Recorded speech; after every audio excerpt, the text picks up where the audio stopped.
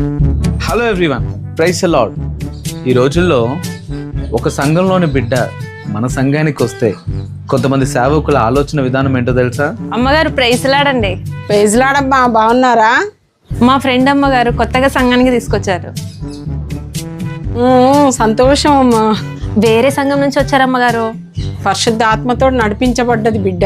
దేవుడు నడిపిస్తేనే గాని మన సంఘానికి రాలేరు.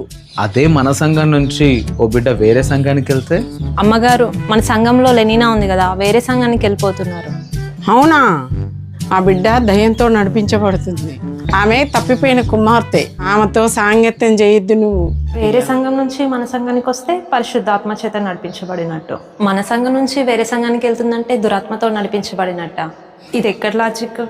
ఏంటమ్మా ఏమంటున్నావు? ఏం లేదమ్మగారు, మీరు ఎలా చెప్తే అలా. అంతే కదా, ఇదెక్కడ లాజిక్?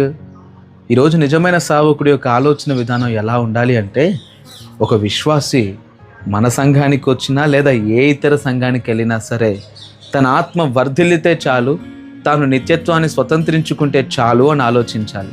అలా కాకుండా మన సంఘానికి వచ్చిన వారే దేవుని బిడ్డలు, లేకపోతే ఇంకొకటి అని అంటే ఎక్కడో వారి హృదయాన్ని స్వార్థం ఏలుబడి చేస్తుంది.